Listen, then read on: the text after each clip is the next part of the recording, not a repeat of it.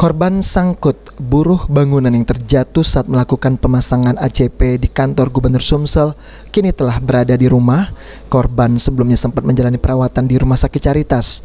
Roma Amri selaku pelaksana proyek dari CV Mulia Jaya menjelaskan jika perusahaan memberikan bantuan selama istirahat di rumah. Selain itu korban pun mendapatkan jam sostek. Rencana setelah menjalani istirahat dan kondisinya pulih, korban sangkut akan kembali bekerja seperti biasa. Kita udah kasih dia bantuan untuk hidupan dia beberapa hari ini, dan dari jam sostek udah terima juga. Oh gitu Pak ya? Iya. Untuk kondisinya sudah pulih Pak ya? Sudah pulih, dan lagi pemulihan lah, masih agak ini kan. Sehari 2 hari ini bisa bekerja kembali dia. Bisa bekerja lagi kembali? Iya. Korban sangkut sendiri bisa terjatuh karena terpeleset dari tiang-tiang tempatnya bekerja saat hendak mengambil minum.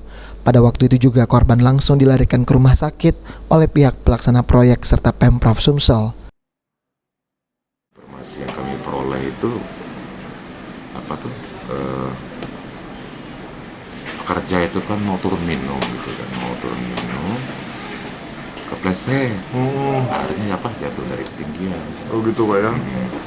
Terus saat ini Pak bagaimana Pak kondisi korban sendiri? Kondisi itu kemarin kan karena terjadi kondisi itu langsung dibawa ke rumah sakit, langsung dikasih tindakan pengobatan, dan sekarang dari kemarin juga alhamdulillah sudah pulang.